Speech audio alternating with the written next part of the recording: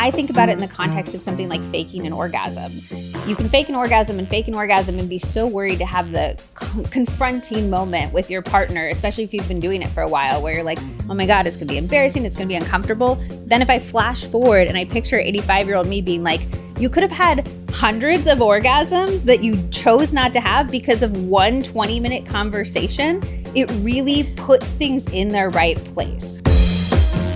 You're listening to Sex with Emily. I'm Dr. Emily, and I'm here to help you prioritize your pleasure and liberate the conversation around sex. On today's show, my guest is Liz Moody. She's a podcast host, best-selling author who shares easy, science-backed ways to change your life. In this episode, you'll learn how to make your ideal sex bill of rights, why it's important to run your home like you are the CEO, and my new term, micro-intimacy, and why that just might be a game changer for your life. There are so many amazing tips in today's episode. Please rate and review Sex with Emily wherever you listen to the show. My new articles, Women on Top, Visionaries in the World of Sex, and How to Master Speed Bump Position are up on sexwithemily.com. All right, everyone, enjoy this episode.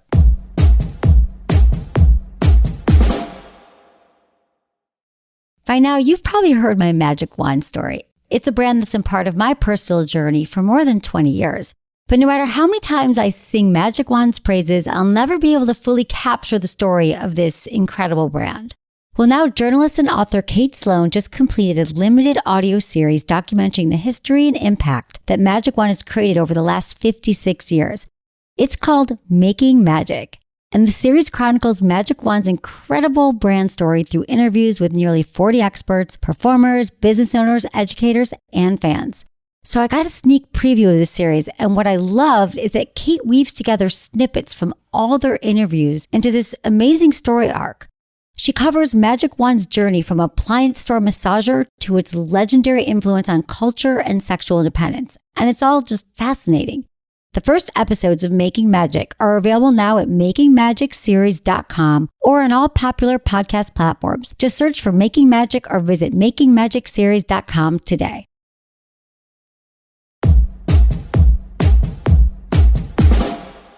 Today's guest is an influential voice in the realm of wellness and modern womanhood. In her latest book, 100 Ways to Change Your Life, The Science of Leveling Up Health, Happiness, Relationships, and Success, Liz Moody shares her tailor-made insights and transformative strategies for personal growth. To me, her book feels more like an old-school coffee table book. You can pick it up, flip through it for relatable and simple tips that make you feel like you can overcome any major challenge in your life. There are so many valuable tips, but the big one for me that I loved, Liz, was about loving and trusting yourself. So important. At the end of the day, that's where we have to start, loving and trusting ourselves, which helps us all in our relationships and in our life. So I think today's episode can sub in for our own spring cleaning of our lives. That's how I felt reading it. I felt like this is just what I needed to get going in this season. Thank you so much for being here, Liz. Oh my gosh, that was such a lovely introduction. Thank you so much for having me. I'm so excited you're here. I am so excited to chat about this. I also love the idea. I didn't know we were going to do spring cleaning. I'm like, that's genius. Yeah, well, that's what it's a good episode idea. There you go. Okay, you can take that for your podcast. Go. It's true, though. I was reading your book and I was like, these 100 tips are just so helpful and you make it so easy and accessible, digestible with, science. I almost felt like your book was the book I didn't know I needed. Thank you. We really tried. There's 19 different sections. And so I think sometimes people can be like, there's 100 tips in 19 sections. That's a little bit intimidating, but it's really meant to serve you at different points in your life. So you can pick it up, you can put it down. Like you said, you can one week, maybe you're feeling a little bit lonely. So you flip to the section about how to make more friends and up-level the friendships that you have. Maybe another week you've had some gut issues. We have a section for that. Maybe another week you want to just focus on your energy. You want to focus on your success at work. You want to focus on your anxiety. We have sections for all of those things. So it's really meant to serve you throughout your life at different points. And I love that it wasn't like this, you have to get through the whole book. You just felt great whenever you picked it up. I learned something. Yeah, one of our biggest audiences for it, which has really surprised me, is moms, because they're like, I can't, if I start reading a book, it doesn't stick in my brain. And then I go back the next day and I have to reread what I read. And because on this book, you can pick it up and read page 256 for 5 minutes, get a whole tip in and be done. Or you could start on page 15, you could start on page 30. New moms are like, oh my gosh, this fits so well into my life. That's exactly it. I thought too about how the tips were, you could pick it up at any time. that it was the kind of thing, if you're at a dinner party, like, you learn something that we always talk about here. Like, what could you say that would get people to talk at a dinner party? It's like all those tips. You're like, I tried this Aw. thing and I stuck with it. What are the 3 or the few that are the most useful to you personally? Because there's 100 tips and I'm sure they resonate different times. But which 3 are like, these are the top ones that really have changed your life? Yeah. So they all do resonate at different times. And if we're talking about spring cleaning, I would say that one of the things I recommend people do is take stock of the habits that they have and say, which ones are serving me right now? And which ones do I maybe want to work on? Which ones do I want to let go on? There's a lot of talk about if you incorporate a habit for a little bit and then you fall off, then you feel like a failure. You feel like you've done something wrong. But I firmly believe that certain habits are meant to serve us at certain periods in our life.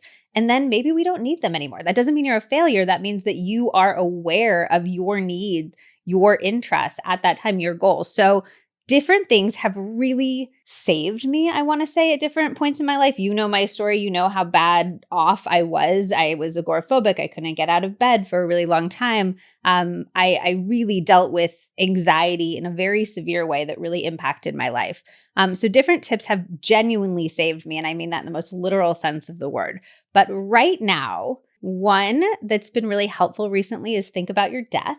It's the 3rd tip in the book. It's one of the few tips I do ask that everybody read the first 3 tips, but I put it towards the front because it helps us figure out what the rest of our goals, what the rest of our habits should be by giving us that zoom out perspective so that we can identify what's going to matter the most to us. And I find this really helpful on a macro level and a micro level. So what did my year feel like? What do I want the next 5 years to feel like? What are my relationships feeling like? But also on a day-to-day basis for the choices that I'm making. Is this a choice that 85-year-old me is going to be proud of, is going to be excited about? Or is this a choice that 85-year-old me will be like, why did you spend so much time thinking about how your thighs looked in those pants? Like, what a waste of a life. And recently, I've been really focused on living a big life, an exciting life, a life that feels really authentically mine, and picturing that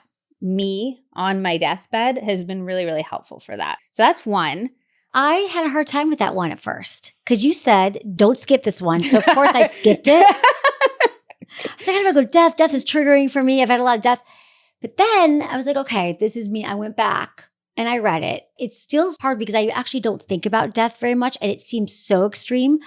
But then why I found it helpful is because we talked about this before we started, is like, it's so important and something we don't often do is like, what do I actually want? What's actually important to me? And when you do zoom out, so then I was able to do the zoom, like you said, I zoomed out and I was like, okay, but what really matters, And it's just like, and it comes down to most of what we worry about is kind of ridiculous. And it's like love and friendships and connections. I think in many ways, the things that you want to value, that you want to feel good about, that you've helped people, you have built beautiful relationships. So I actually went through that one and I enjoyed it. I transformed. And it can even really help with some things that we feel embarrassment about or shame about. I think about it in the context of something like faking an orgasm. You can fake an orgasm and be so worried to have the confronting moment with your partner, especially if you've been doing it for a while, where you're like, oh my God, it's going to be embarrassing. It's going to be uncomfortable. Then if I flash forward and I picture 85-year-old me being like, you could have had hundreds of orgasms that you chose not to have because of one 20-minute conversation, it really puts things in their right place. It really does. It's funny because I used to always say to people, what if you don't masturbate? Like, what if you're going to end up on your deathbed and you're going to find out like you had this spot between your knee that gave you 500 orgasms? Because I've always told them to explore their bodies. Heartbreaking. It actually breaks my heart. I know, me too. And so it's like, so what we're saying is like, we're only just a few steps away from like looking, if we could kind of have the hard conversations, look at the things that are stressing us out and kind of move through them, right? And kind of not hold on to things, not worry about things, just, Okay, so what was the next one? Okay, micro workouts. I've been on such a moving my body journey. I was not a person who worked out ever. I did not have a consistent workout routine until I was in my 30s. I worked in a wellness magazine. Everybody would go and do these like little workouts. We had workouts at lunch because we were that type of company. And I would be like, no, I'm fine. Thank you so much. Like I'll be over here doing my stuff because I only thought about working out in the context of how my body looks. And I had heard so much that what we eat matters more than how we move our bodies. Like eating is 80%, moving your body is 20%. You can't outrun a bad diet, et cetera, et cetera. So I was like, if working out is only important for the size of my body, then what is the point of this? It wasn't until I really switched working out to be about how I felt, how my brain felt, how my mental health was every single day, that I was able to see the rewards in an immediate way and stick to my working out routine. And the way that I've been able to do that is by making it really, really teeny tiny. So accessible then, right? We all have time to move our body and we know how much better we feel. But what you're saying is you almost reverse engineered it, because most people are like, I got to go to the gym for an hour and I got to change and I got to drive across town. It's like, no, you actually don't. We don't have to be, you can kind of make it work for you. Start with baby steps, right? It's actually more important to do the little ones than it is to do the big one. And there's some evidence that shows that these larger workouts, especially an hour plus, are more harmful to your body than they are helpful. So I go for a 20 to 30 minute workout once a day. And then I'm also trying to do these little bite-sized micro workouts throughout the day. I'd say like 5 minutes every hour. That's super inspiring. So this also helps with your self-care and your wellness and kind of impacts every other area of your life, right? Yeah. Okay. This tip is from Dr. Rick Hansen, and it's about how you can literally rewire your neural pathways to feel happier on a daily basis. And the reason that I love this is because you're doing the work ahead of time to naturally feel happier throughout the day. It's not like you meditate, you feel calm. Well, actually meditation, you feel calmer all the time. Maybe it's similar. You're rewiring your neural pathways for meditation too. But it will have these effects that go on much longer than the practice. So the practice is this. You notice when you're feeling really good. It can be anything. It can be, I'm eating a delicious ice cream. I was just in Palm Springs for a week. We had an outdoor shower. Every single time I was in the shower naked with like the breeze against my skin, I was like, oh, this is the moment. Like anything good in your life. You want to amplify that feeling. So really tune up the dial of that feeling in your body so that you feel it in your chest, you feel it in your arms, you feel it in your head, you're just exploding with the goodness of that feeling. And then you want to sit in that for 5 seconds. And what that is going to do is it's going to literally cement the neural pathway for good feelings, for positive emotions in your brain. So the next time your brain needs to look for a path to take, it's going to take the path that it has made the strongest neural connections with. So the next time your brain is looking to think a thought, it's more likely to think a positive thought because you've done this work ahead of time. So I try to do this once a day. I also love it because it turns you into a detective for good moments in your life. It turns you into a detective for joy. And that's such a beautiful thing. That's what we're all looking for, these little magical moments. So I'm always on the lookout. When does it feel good? How can I amplify it? How can I sit in it? It makes so much sense too, because so many of us are, default to the negative. We're thinking negative thoughts. And we all have heard this. It reprograms your brain. Every cell in your body is feeling that negativity.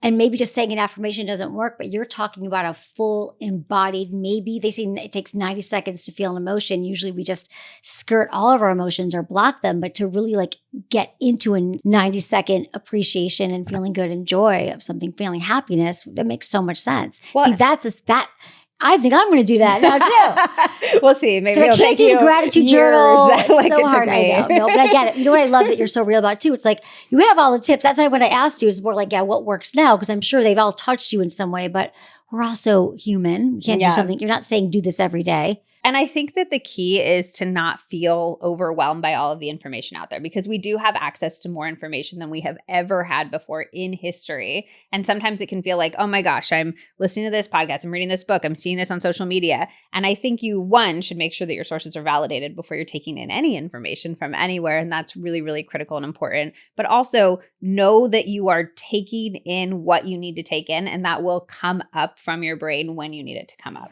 What about all the overwhelm and all the advice? And we're supposed to have these crazy morning routines and do everything. So what do we do about that? Do you think it's sometimes too much?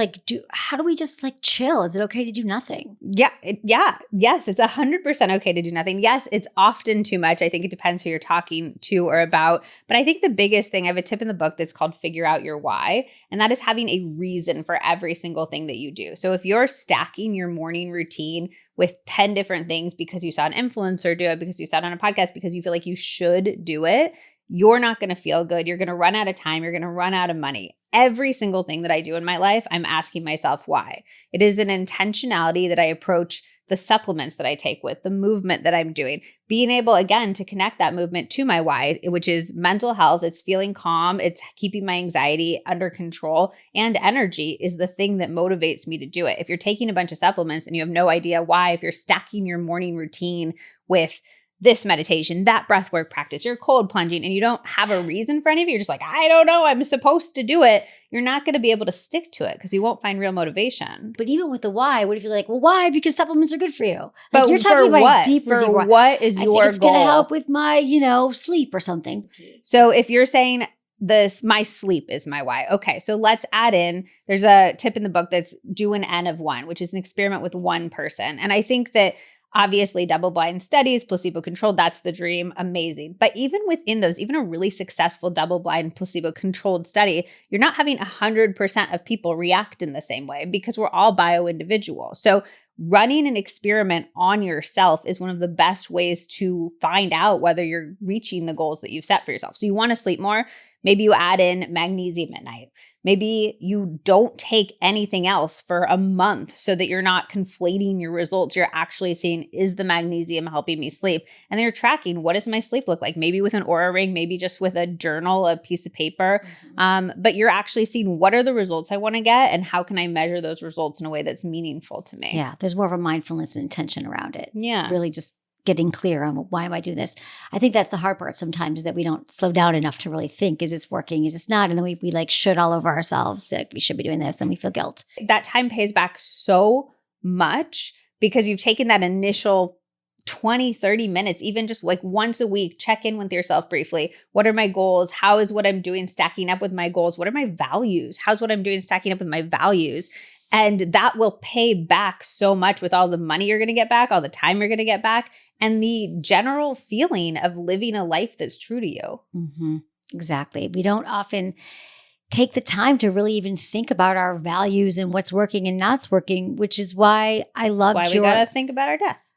That was like a big one. But if all the steps in your book, I think, lead towards that part, because sometimes that can be a leap. But if you take it in small chunks, it'll become clear. Like if you're kind of overwhelmed with trying to figure out a lot of things in your life, okay, but I did think about it, and it's going to be a really good death, and I know who's going to be there, and it'll be fine. Speaking of the questions, what I also loved is in your up-level the relationship section, you talked about how to be the CEO of your household. And I love that because it's like, I thought, why don't we run our marriages like a business? It would make so much more sense. We run on like fairy dust and unicorns, hope it works out. But like, you have these really great tools and questions and ways to think about being the CEO of your household. I think that there's an idea that this isn't romantic, but by taking these things off the table, you have so much room for the romance. You're not making lists in your head while you should be having sex with your partner. You know what I mean? You know the groceries are taken care of. You know the toilet paper is coming, all of that. So being the CEO of your household just means we have a weekly meeting, me and my husband do, and we check in with ourselves about our relationship. So we'll say like,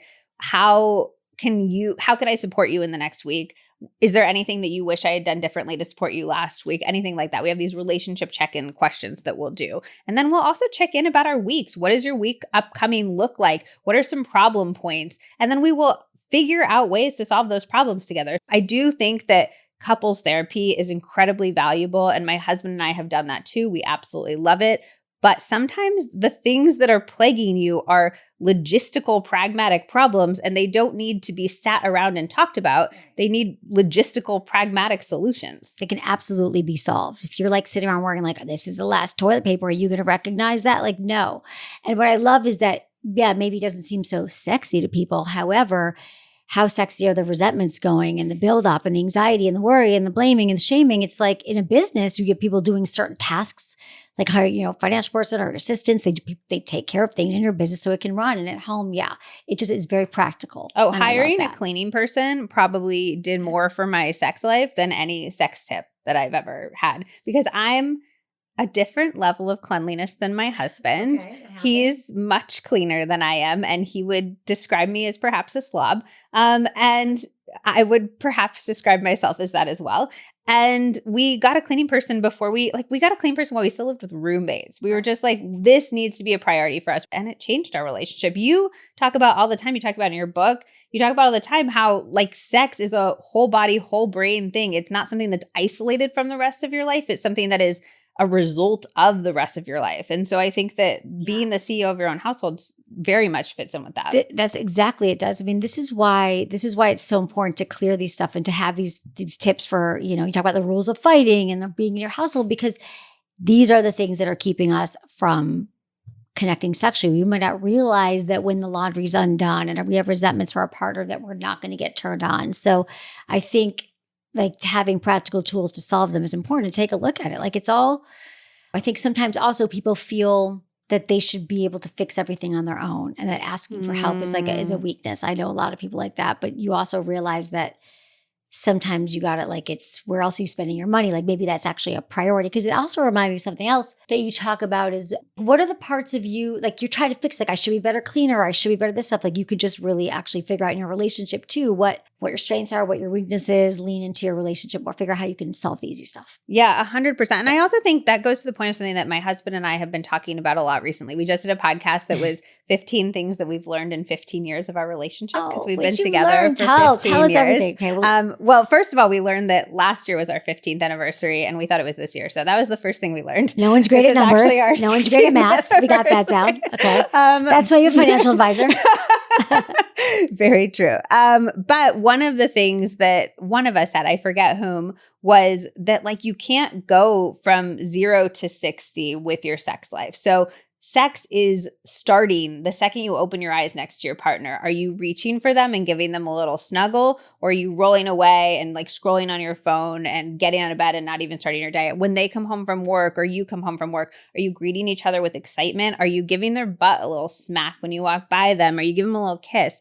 I think that one of the biggest mistakes we make in relationships is to silo our sex lives, think that that 30-minute period exists completely outside of the rest of our lives. And it's so hard to go just like 0 to 60. Oh, I'm revved up. I think that foreplay happens throughout your day, not just in this one tiny moment in your day. And thinking about it like that, thinking about it like how I'm interacting with my husband this morning is going to impact how I feel in bed tonight, has completely changed my openness to those little moments of intimacy. I think there's been times where I've been like, oh, okay, like he'll be here later. Like I need to focus on this thing. But I'm like, no, it's throughout the day. This needs to matter. And that's what's going to have the cumulative result that I want to have has been really helpful for me. Yeah, no. And like we couples who learn to like prioritize that and understand that it's not just this thing that happens in the bedroom where you turn the lights off and you go at it. Like all of these things that we do throughout the days are impacting our ability to feel connected and aroused. Why I love that you guys after 15 years and you I love that it took you that long together. No, but it's so true that we walk around like a mystery. Like, no, it's not going to stay hot like it always did. But it's actually another area that we have to, put effort into. Oh my gosh, I think it gets hotter. Chunk it like your workout. What you're saying is you're chunking it like your workout. It's like you could literally be like micro intimacy. Truly. Yeah. You make out in the morning. You pat their butt. You send a sexy text. That's what it is. Like micro dosing your sex life. I love that. I absolutely love that. I'm all about the micro. So I'm going to micro intimacy. We're going to add to the list. Okay. Micro habits, micro workouts, micro meditation, all these things. I think that your micro chapters. You're like, true, because these days we can't read. We can't sit. Yeah. I'm like, I don't want to sit for an hour meditate. Our attention spans, for better or worse, are not what they used to be as well. Let's just honor that. I think that's just realistic to say. And we have to work within that. I do want to say though, like genuinely, I feel like my sex life is better after 15 years than it was at the beginning. And I do think there's this idea that at the beginning, there's this fire and you're so hot for each other. And then it's going to fade into being really boring and just the same old thing. And you do develop a familiarity that I think is at times more boring and at times more really lovely and safe and comforting feeling. But, and you know this, communication is the single thing that makes your sex life better. Like communication is the secret to having satisfying sex. And our ability to communicate with each other over 15 years has risen so dramatically that it completely overtakes any super hot, passionate, whatever we were having just by nature of just meeting at the beginning. Like it's gotten so much better because now we're able to say what we want, ask for what we want without being embarrassed, say, oh, I'd be wanting to try this. It changes everything, being able to openly communicate. So for anybody who's listening, who's nervous about a long-term relationship, I like saying that it gets better and better. I'd love to hear that. Absolutely. I mean, I think that people are yeah, chasing the spark. Can it go back to how it was at the beginning? I'm like, well, why would we even want to go back? Like so much about life is like moving forward, building on what we've learned. So exactly what you're saying, like, no, you might not have that newness and that spark. You can't create the novelty and the spontaneity again. But however, there's a depth and a connection and a knowingness that comes from this years together and really caring about your partner's pleasure and really being able to communicate about it and not be tripped up on all the like, is this awkward and all the shame? Like you've worked through that, Yeah. and now you can really come together on it and come together. Come together. Exactly. All right. There you go.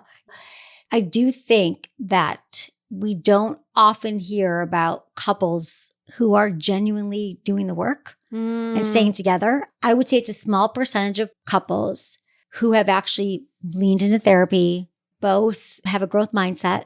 I know that you and your husband do. And recognizing that it's not always easy, but you're moving through it. So I just love to hear these examples that people can know that it's possible. Because I think a lot of times people get in relationships and their partner, I've found that there's one partner that wants to do work. One person's like, I'm never going to do that. Like, I'm never going to meditate. I'm never going to go to therapy. And it's tough. So what would you say with your relationship? Were you guys always on the self-improvement track? No. And I think that it's differed over the years. What usually happens, and I find this happens in a lot of things in a relationship, is one person is really one place and then the other person might find that place, but at a different time.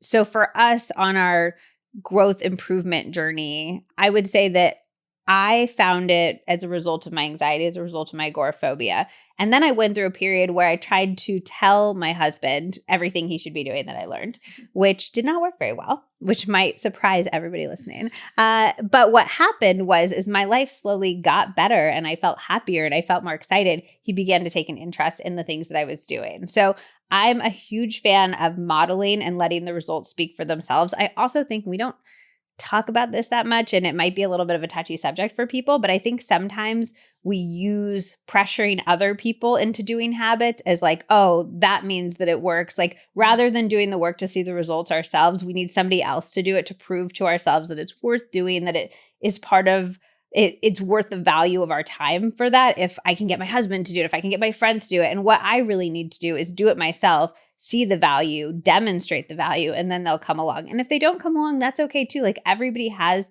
their own path. And it's just about if you are connecting still on that path. And I think there's a lot of work, a lot of skills that you learn over the years, but there's also really an element of luck to long-term relationships. And my husband and I have been really lucky that we have grown together. Yeah, I think that's the part that stands out to me is that just a lot of couples, don't. Many do, but a lot don't. And it takes a little bit of work. I don't think that's bad either. It's not bad either. It's like the habits we talked about. I think that there are relationships that are meant to serve you at certain points in your life. And I think it's a really beautiful thing to say that relationship served me so beautifully and it's no longer. And I'm going to let this relationship go. To what end is anything else in life? Like all we're trying to do is grow and learn and connect and become more of ourselves. So every bit of information that you're getting along that journey is not wasted time. Absolutely. And what I love also about this part is that the people who are caught up in this, my partner won't change and I'm not changing, what's going to happen? Then we spend so much energy out there being negative. But I think what you're saying is that when we start to really do the work and change, we have to also honor that maybe our partners might be on their own path and they can change too. And I know you have something you talk about, like let your partner surprise you. I love that. I love that one too. That was one of my favorites because it's like, I think if we have years of resentment, they're never going to change. They're never going to do it. But like, they might surprise you. Sometimes my husband will literally say to me, like, you're bringing up that assumption about me based on a fight we had 8 years ago, And it's so true though. Like we hold on to this perception of the person that we love. And even though we are doing the work, we're growing, we're evolving, we're recognizing that in ourselves, we trap them in a version that we met years and years and years ago. We don't allow them to do the same. So I like to do this both on a unconscious or subconscious level, where all the time I'm like, let Zach reveal himself to me in front of me. Don't make assumptions about what he's thinking, what he's feeling, what he's saying. But then I also like to do it in a really conscious level where I ask him, what are you into that's new recently? I know you had this opinion that you said ages ago. Do you still feel that way? Do you want to try this thing that maybe you weren't open to a few years ago? I try to ask questions that prompt him to share and think about whether that growth has occurred. That's such a great reframe of thinking about it. I love that. Would people take a moment now, if you are in a relationship, Are you holding on to something that happened in your relationship? Some kind of, it could be, and people hold on to like resentments around money or relationships or affairs or all the things that I could never let it go. I could never let it go. I often hear from the one partner who's like, my partner won't let this go. So if you are that person holding on, what is something you could re-examine now from this lens of like, maybe it's a little bit different. I love that so moment interesting. to The pause. person that you have the resentment about literally doesn't exist anymore. Like that person is no longer in existence. Can you be open to dropping that resentment and forming a new relationship with the person who exists now? And if that person is continuing to bring up the resentment, if they're continuing to have the same problems, that's something else to evaluate. But maybe try it. And there's something to think about, like what role are you playing in them staying as that person too? So the more you get to change and people change around you, it's like homeostasis, right? So it's like the more that people are going to notice that change, but allowing them, like you're over in control, that's not allowing them to see themselves differently too. I think that's the really interesting thing about friendships too, is like we like our friends to mirror the self that we want to be back at us. So often we'll have friends from like high school or college, and they'll mirror back a version of ourselves that we maybe aren't anymore, which is why I think that new friends always feel a little bit refreshing because you're meeting them as the version of yourself that you are now. Essentially, if you view yourself one way, you really want the people that you love the most in the world to see you that way too. And it takes a little bit of work to get them there sometimes because they've known all of these other versions of you. It is very different relationships too. And then those friends, and even that's why family's tough too, because you're like, I'm not 6. I'm not 6 anymore. Yeah. Like it's even tougher. It's like, yeah, for sure. For sure. And we often revert back to our childhood selves when we're with our families for that reason. Exactly. God, this is going to be so helpful, people, but for a little bit of reframe. They don't know you, especially if you live away from home, you're not seeing you all the time. Yeah. They've seen you thousands of hours as a child and 25 hours as an adult. Yeah, you know what I mean? Yeah. Let's just normalize that, okay? So this also makes you think about the bill. I love the Bill of Rights, the personal Bill of Rights, and you could even do it like in a relationship. I love the idea of just like, where are we, like what, like putting a stake in the ground, like what are my values? What do I believe in? That would make life so much easier if we just, even if we write it in our notes or it's clear. It's those little things, right, that we accept in the moment, like it's no big deal, or you can do that, or, okay, I'll just keep saying yes. And then you realize like such a bill in our body affects our mental health, physical health, that we are literally steamrolling over ourselves and not even 100%. knowing it. Yeah, that's from the work of Dr. Aziz Gadzapora, and he's a psychologist that specializes in confidence. We did an entire episode about how we can be more confident. It's one of my favorite episodes of the podcast. I highly recommend it. But he says the same thing that you said, basically, which is just that if we don't know what our rights are, if we haven't made them very, very clear, we will find that our rights are being violated constantly. So he recommends you just take a second. We have sample rights in the book, but you take a second, you write down, I have a right to state my opinion. Doesn't need to be agreed with, but I have a right to share how I feel about something. I have a right to say no. I have a right to be respected by the people that I'm going to spend time with. And once you write those down really clearly, put it in a note on your phone, you'll begin to notice all of these micro moments where those rights are being violated, and you'll be so much more prone to push back on those moments. I maybe think about people having like a personal bill of rights even for their sex life. Ooh. I have a right to say no. I have a right to ask for what I want. Ooh, right? I have a right. Would you say I have a right to orgasm? Yeah, I have a right to orgasm. Oh I my have a gosh. right to have sex according to my desire. Yeah. I have a right to have sex on my terms. I have a right to have sex when I want to and I don't want to have orgasms, to have pleasure. And also, a big one is giving ourselves permission to have pleasure too. Oh, and I love the idea of I have a right to orgasm, for instance. I have so many girlfriends who feel that because they take 20 minutes to orgasm, they're putting their partner out. He takes 5 minutes to orgasm. She takes 20. And so she's like, I don't have a right to make him work for 15 minutes longer for my orgasm. And it's just like, no, you both have a right to orgasm that is on your Bill of Rights. You deserve that as much as he does. Absolutely. It's true. It's like, and just if women knew, like it takes a man, 8 to 10 minutes, or there's an orgasm gap. 8 to 10 minutes to orgasm, women 20 to 40 minutes. Like, no, you talked about this when I had you on my podcast, and I have sent that episode to so many people because I have so many girlfriends who feel so much shame about the amount of time that it takes them to orgasm because they have so many ex-boyfriends who have been like, oh my God, you take so long. We've like perpetuated this myth through fake orgasms, through movie scenes where everybody's coming together in 2 minutes. Like all these, and then the men are like, well, my last 5 girlfriends came in 5 minutes. I'm like, did they fake it? Did they really? Right. Yeah, Exactly. Because they were probably faking it. So I think that but they're faking it because they feel bad because they take 20 minutes. And it's such a tricky self-perpetuating cycle. And the more people who know it just takes this long, it begins to take some of that shame out of it. And then you can go and get your 20-minute orgasm. And then that guy, when he moves on to his next girlfriend, will be like, oh, it takes 20 minutes. It's not like a 5-minute in and out endeavor. Exactly.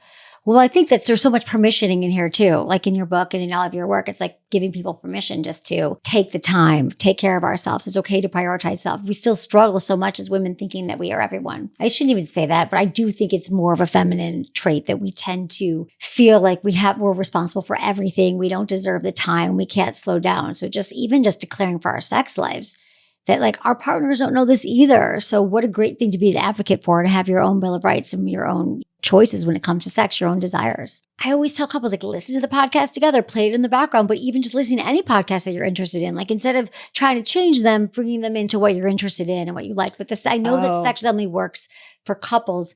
At first I didn't get this, but so many couples, when they would listen to the show, like we listened to 12 episodes together, like back to back when we were driving in the car. And I was like, that seems like a lot. Because it's like, I'm like, I didn't want to listen to 12 episodes of anything. Sorry, not even yours, Liz. But it's that repetition of normalizing behavior and making the suggestions about things that we think we can't talk about. That's so interesting. And just it would normalize a conversation, which I think in the work that you do so much work just to get people to have these conversations. Right. And so having your brain internalize these conversations are being had is the first step. I'll be right back with a word from our sponsors, but real quick, this episode is brought to you by Lelo, and wow, let's talk about their F1S V3, because penises like sex toys too. This is a male masturbator. It has triple the power of their V1, and I know what you're thinking, but I can use my hand. Sure you can, but you can also use a toy that stimulates the penis with sonic waves from all sides. Sex tech pioneers Lelo have created quite the buzz with its vibrating sex sleeve that revolutionizes male solo time. It allows you to customize your experience and measure your performance while covering all those deep erogenous zones with some really cool penetrating vibrations. This is a new kind of penis stimulator. It's compact, lightweight, looks like a Bluetooth speaker. Size doesn't matter, but they do have a new XL size for larger anatomies. And from the reviews, sounds like you're going to experience something next level. So check it out. Go to Lelo.com and use code SEXWITHEMILY for 25% off all other products. That's Lelo.com, code SEXWITHEMILY.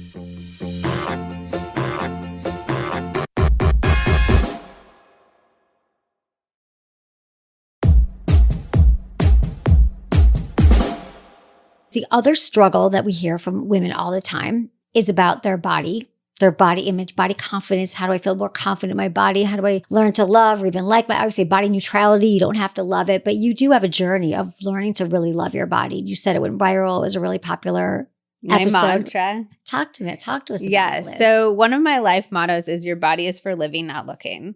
And it's a really simple phrase. Your body is for living, not looking. But I find that you can pull that out at the times that you need it, and it really changes your behavior. So if you're at the beach and you're sitting there in your swimsuit and you're trying to figure out how to like cover up your body because you don't want anybody to see your thighs or you don't want anybody to see your cellulite, which the vast majority of women have, if instead you're like, my body isn't here to be perceived by other people. My body is here for me to have an experience. It changes the way you would sit at the beach. You would go and play a game of volleyball with your friends. You would go let the sand you squish the sand in your toes. You'd go play in the waves at the ocean. And if we're thinking about our death, that's something. Once you said you were uncomfortable with it, I was like, no, just because I wasn't ready to think about death. No, but yeah, you're the person who is at the end of your life is going to be so much happier that you lived in your body in that moment. When you are in bed, are you thinking about the positions that you're in, how you're being perceived? Are you living in your body? And I think I had Dr. Lindsay Kite on the podcast recently, and she is she did her whole PhD basically in body image and how we see ourselves. And she takes it even a step further, which is in the moments that you are feeling like you're focusing on the perception on, she calls it self-objectification, which I think is really, really interesting. Other people objectify us, but we objectify ourselves significantly more all day, every day. even when we feel jealousy about other people, like if I feel jealous of another woman, I'm actually objectifying her in that moment because I'm turning her into an object who's the recipient of my jealousy rather than connecting with her, empathizing with her as a real person, which I thought was such a call out for me. But she says in the moments that we feel like we're focusing on that perception, on that self-objectification, to actively try to go do something that involves the living, that involves experiencing our bodies. But we've been tricked by people trying to make money off of us to focus on how it exists for other people to look at, which is so it's crazy. I love that when you think about but it. I love the reframe of like, if I love my body, I'm going to run through the sand naked, feel my toes in the sand, run in the water. What is that switch when you're like, okay, how do you go to suddenly don't care what the rest of the world is judging me? So right. Everything that we're doing is about thinking the thoughts that we want to think as much as possible, because that's the process of rewiring your brain. Whenever I talk about anything, I'm talking about the science behind it. I'm talking about the pragmatic action steps you can take. I'm not interested in the like, look in the mirror and love yourself. Like it doesn't work and it's not of interest to me. No. So what we're doing. Yeah. How would we reframe that? Because people are like, okay, I said the affirmations. I didn't feel it. So let's talk about the other step of it. Every single moment that you are pushing yourself to have a living moment in your body, not a looking moment in your body, living, not looking, you're giving yourself that message that is rewiring those neural pathways. So it's going to feel really hard at first because your brain is not used to taking those pathways, because your brain has been bombarded with thousands of messages from the time that you could hear about your body being for looking. So you have to have thousands of messages to begin to put it back on track, to begin to push for those new neural pathways. But every time you think it's going to get a little bit easier until those are the pathways that your brain is most likely to take naturally. So what were some of the ways that you got yourself to be so consistent? You know what I mean? I know you're not always you fall off the wagon maybe with certain things. We all do. But like, for example, remembering to do like a reminder, like remember to look in the mirror and say this thing or feel this throughout my body. Like, is there any like tips that helped you stay on the affirmations and the? Yeah. So I think it's that I believe we can choose how we want to feel moment to moment. And I got sick of feeling awful. So it's really in each moment, I'm like, do I want to feel bad about myself? Do I want to be my own biggest critic in this moment, or do I want to be my own biggest cheerleader in this moment? And there's so many people in this world who are going to serve as critics. I would much rather be my own cheerleader. Why are we our own critics? Yeah. Why do we have to do that? And then we do it to other people. I will also say I think about my death a lot. Oh my God. I want to come to your funeral now. Can I be in your vision? Yeah, I want to be in your vision. I'll We're say gonna really great nice music. things. I'm sure, right? Yeah. Celebration. Yeah. Have you actually planned it? No, you haven't gone that far yet. No. Taylor Swift will be singing though. Of course, obviously with a special song that she just whips out for you for sure. I want to also talk about boundaries, because I feel like it's in everything that I'm reading and talking to, it comes up in every area now, boundaries. And it is sort of a buzzy word, which I love. But they can be so heady for people to kind of get their head around, like, what do you actually mean by that? And it could be people who actually aren't used to setting boundaries, because that's also a skill set. I mean, all this stuff is we're talking about these things that we should know, but we just wasn't modeled to us. No, I don't think we should not know them. Right. We shouldn't know them. We know when to set something. Nobody taught us these things. Mm-hmm. We are doing the best we can with the information that we've been given, which is not very much. Exactly. In our homes, or like either it just feels very oppressive, or it's scary to set a boundary because someone's going to get mad at us. But you had a great reframe on boundaries. You talked about before you commit to anything or make a decision, think about, how does it resonate with you? Is this actually, do you have the time and space to give to this person above your own needs? Yes. And I think of all the times I say, yes, I want to do something. And there's always this other reason why. Maybe we want to please people, or we don't want to disappoint people, or we don't really think it through. But to think my time is my most precious resource, how do I want to source it? How do I want to put it out there in the world? So like that moment before, like just to kind of adopt that. I love that. To take a pause. So that's from Melissa Urban, who wrote an incredible book called The Book of Boundaries. And one of her top tips from the interview that I did with her was to take a pause before you commit to anything, before you answer yes, before you answer no. If somebody asks you a question, just say, I'm going to think about that for a second, and then you respond. I think an interesting thing about boundaries is I have boundaries in the energy section of my book, which a lot of people are like, wait, what does boundaries have to do with energy? Boundaries are one of the single most important things for energy. With energy, we often are like, oh, our mitochondria, and we need to drink this drink and take this supplement. But we are oozing time all over the place in ways that we are not really liking or agreeing to, in ways that we don't really consent to. And once you begin to take that time back, once you begin to take back the energy that you're spending on worrying about disappointing people and putting other people's needs above yourself, you don't need all these supplements and like all of this fancy top tier pyramid stuff. You need to take care of the boundaries first. So we put it in the energy section of the book very intentionally because I think that boundaries are one of the biggest seepages of energy that we're not talking about. I also think a really important thing to point out with boundaries is the boundary isn't saying, I don't like it when you do this. A boundary is saying, if you do this, I'm going to remove myself from the situation. A boundary is the action that you take after somebody has violated the agreement that you have made with them. So if you're just saying to your parent over and over, I don't like when you talk about my body, if you're just saying to a friend over and over, this topic of conversation doesn't sit right with me, that is not a boundary. A boundary is saying, I won't come to Thanksgiving dinner this year if you comment on my body. And if you comment on the body while you're there, I'm leaving. Like a boundary is saying what the action you're going to take is going to be and then sticking to that action. Examples are so helpful. Can you share a boundary maybe you've put into your relationship, your marriage? I mean, I set a lot of boundaries at work. So boundaries at work include we don't have communication after hours. Computers are closed. Text messages are off after 6 p.m. That's company wide. I just think people do their best work when they can disconnect from work. In my relationship, I'd say the boundaries are often about how we live together. So this is what I need for the house to feel good to me. This is what I need for our day-to-day life to feel good to me. And it's not so much about I'm going to leave in the relationship, but if you're not doing this, I'm not going to do this. Mm-hmm. Yeah. And in talking about that, I mean, that's why so much of your talk does resonate into sex as well, because it's like letting your partner know if the house is messy, I might not be turned on. Oh, that is such if a perfect it's freezing example. in the house, there's no way I'm going to be turned on. The sheets are dirty. The dogs haven't been, the kids are like, just to even explain that to your partner. I mean, sometimes we shut them down for sex. We're like, I don't want sex. We're not going to do sex when this happens, but when will it happen? What does make you feel? Like, what do you actually, what is your requirement to feel aroused and turn on? Because boundaries is so useful. When the house is really messy and it's really hard for me to get turned on when I'm stressed. Like that's a very straightforward boundary. I can't have sex when the house is a mess, you know? It's honestly because otherwise you can get this resentment of like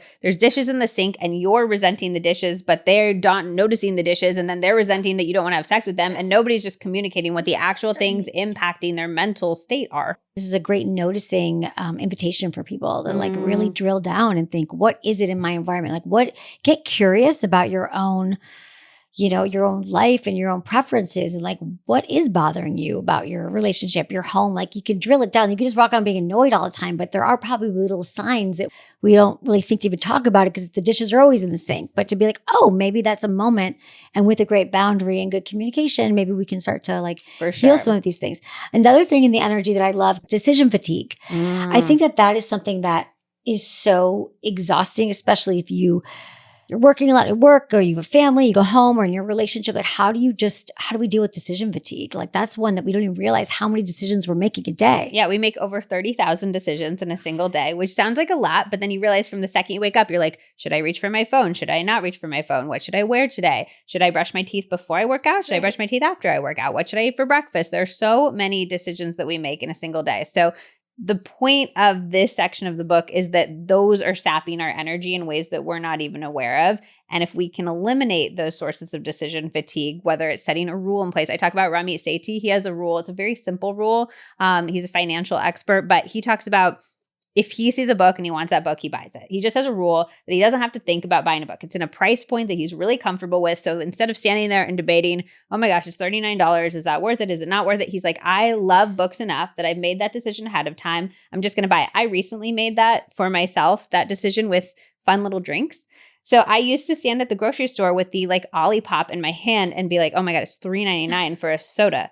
What am I doing here? But I recently was like, I get so much joy from these silly little drinks that I made a universal rule. I'm going to buy myself. I can't drink myself out of house and home with my silly little beverages, especially since I don't really drink alcohol anymore. So my general drinking costs have gone significantly down. So any silly little drink that I want to buy, a little healthy soda, a little kombucha, I just let myself buy and I don't debate it anymore. And it sounds inconsequential, but it is one decision out of many decisions that I've completely taken off of my plate. Automating things is a really great way of eliminating decision fatigue. Automating your monthly credit card payments. Also automating your savings so that you're not sitting there debating, oh my gosh, how much should I save? Should I save this month? Just automate it. And then it's out of your hands. It's happening. Friendship is actually a really great way. I think you can eliminate decision fatigue by making standing plans with your friends. So we recently started doing game nights. We do them once a month. They rotate between different houses. Instead of being like, oh, what should we do? Should we meet up? Blah, blah, blah. We have a standing game night. We know what night it's going to be on. We know what we're going to do. The person who's hosting gets to pick the game. It means that you get to have that social connection without bringing in the element of making the decision. I love it. That makes sense. And I always think about like Steve Jobs and his turtleneck, right? Yeah, I can't do that. I want to do that though, but see that to me, I go through my like so cute. Thank you find other sources. So that's the other thing is like find the things that work for you. If fashion brings you joy, if like Emily, you dress so cute, like don't do that because fashion clearly brings you joy.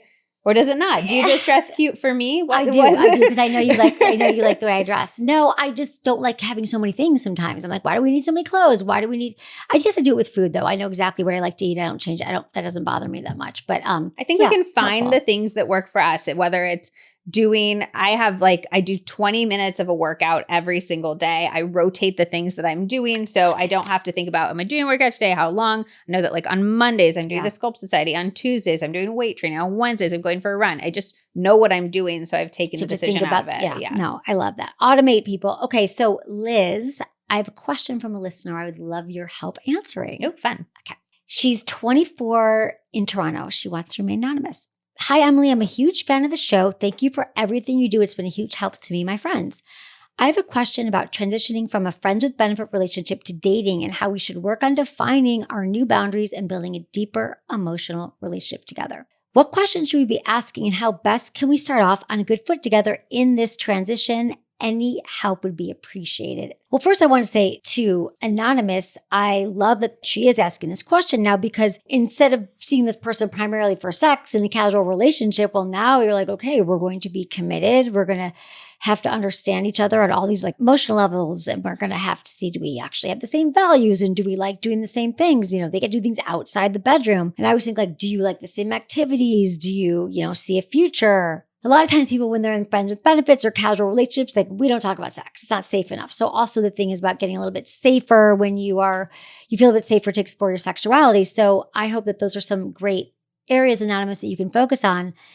And just knowing that it's going to take time. And just because you made this decision to transition, you're still taking steps. Remember, getting to know each other is a step and pay attention to all the steps. But what I thought about you was your conversation cards, because I'm always thinking people are like, what questions should we be asking rather than being like, what are your values? You want children? I love you have these card decks that are just so fun to leave on your coffee table and ask each other, get to know each other. What are some of your favorite questions from your decks? And can people buy those somewhere? We can put those somewhere. Yes. You can buy those at healthyconvo.co. These are conversation starter decks that my husband and I started this company together. We tested literally thousands of questions to narrow down to a small set of questions. I think they're 150 per deck, and we have 4 decks. We have a raunchier together, which is a little bit more sexy. And then we have our original deck, which you can use with friends. So we have 6 different categories. We have wealth, which is a really interesting one to get on the same page about financial conversations. So an example question from there is, how much money do you need to feel safe? My number was a lot higher than my husband's, and I think that has a lot to do with my childhood.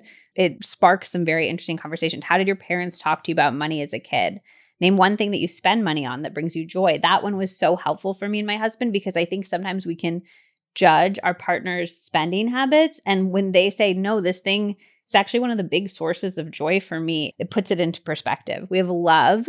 What compliment do you get that you don't relate to? What is your favorite and least favorite part of your personality? What's the most romantic thing you've ever done? And then we have growing up, which is all about your childhood. What was your first memory of being embarrassed? Were you an only child or did you have siblings? Did you ever wish for a different situation and why? In growing up, have you changed any of your opinions or values in a way that would have surprised your younger self? And then we have a well-being section, which is all about wellness. So we have, do you experience anxiety? What does it feel like to you? This is a fun one that everybody has really different reactions to. Is there anything that freaks other people out that you're totally fine with? Like if you're the person who can take the spider and move them out of the room. And then we have what ifs, which are imaginative ones. If you could be president, would you? Why or why not? There's so much here to it because I feel like here. when couples often feel like, oh, I'm going on a date or how do I talk to someone? I just love to be able to like whip out some cards. And and my husband, and the answers, again, they change all of the time. So I'll play this game with my husband. We've obsessively tested all these questions. His answers today are different than when we formulated the questions. And so again, always leaving that space for growth. I do want to say something to Anonymous though, that isn't just get my conversation cards, although I think she should do that too, which is that I think we focus on these labels, friends with benefits in a relationship. And there's this assumption that these labels mean the same thing to everybody. And I think the most important thing you can do if you're going to take on any label in a relationship is be really clear and get on the same page about what that relationship means to both of you. So friends with benefits could mean a different thing to each partner in the friends with benefits relationship, and that can cause a lot of problems. But also as you're transitioning into a relationship, what does that mean to the person you're getting into a relationship with, and what does that mean to you? The most important thing I think you can do as you're making these transitions is to get on the same page about what these words mean to you, because they don't have universal meanings. Yeah, absolutely. People do that with marriage too. They're like, oh, I thought commitment meant the same thing. I can't be, on, watching porn or, I think porn's fine, but people are like, oh, I'm on whatever it is, cam girls or. Every relationship is going to look different. You need to figure out with this person you're in a new relationship, which is so exciting. What does an ideal relationship mean to the two of you at this moment? Yeah. And I think often we don't know, we don't think about it. We just assume it's this model of all this happy couples that we see, assumingly happy couples. All of this is about really knowing ourselves to know what we want and learning, because no one ever asked us or we thought we had to follow these societal norms. So what a great time going into a new relationship that you could even say like, I actually never really thought about this, but how fun for us together to figure out what we both want. 100%. It's like, I just think too, marriage is like this agreement that you sign forever without any rules to it, any justifications, any like addendums, like any, things that you want to follow. I always think like it could be like a marriage contract should be renewed like every few years. Yeah, well, in the Jewish faith, I think they do have like a contract that they sign, and some couples will make that on their own and other couples will just follow one that's on there. And I think that's a really beautiful part of the Jewish faith is that you realize that that marriage means something. Yeah. What does it mean? And getting on the same page, what does marriage mean to us? Because marriage is going to mean a different thing to every single person. Exactly. Letting go of all the shoulds there too. Okay, Liz Moody, I'm going to ask you the 5 quickie questions we ask all of our guests. Biggest turn on? This is so weird. I've never said this anywhere. Okay. Okay. So either hands, like I love my husband's hands. So anything he's doing with his hands, I just think they're really beautiful. But then if he's doing something to me, like the inside of my elbow is a very erogenous spot for me. So if you're like stroking it or kissing it, like the inside of my elbow, oh, I love it. It's a secondary erogenous zone. Wait, really? Yeah. Oh, thank you. That's so validating. Okay, there you go. You're good. Like it's so weird. No, well, people don't often know. So many people are going to go home and touch their elbows. Okay, thank you. Well, because when you were a kid and you would do like that thing where you run your hand up and down, it feels so good. Yeah. What makes good sex? Communication. Something you would tell your younger self about sex and relationships. That there's no such thing as good in bed. Being good in bed is about knowing what you want and what your partner wants, and it's going to change with different people and different partners. What's the number one thing you wish everyone knew about sex? That it's always possible to transform your sex life no matter where you're coming from. Thank you so much, Liz. Thank you so much for having me. This was such a fun conversation. So fun. Tell us where everyone can find you and follow along with everything you're doing. So I'm Liz Moody on Instagram and on TikTok, and that's where I share bite-sized little ways that you can transform your life. I share the tips as I'm putting them into practice, as I'm trying them in my own life. And then I have my book, 100 Ways to Change Your Life. And then my podcast is called The Liz Moody Podcast. We have the Me and Zach relationship 15 tips episode. We have the one with Emily. We have the confidence one. So lots to dive into there. So many good topics. Thank you for being here, Liz. Thank you so much for having me.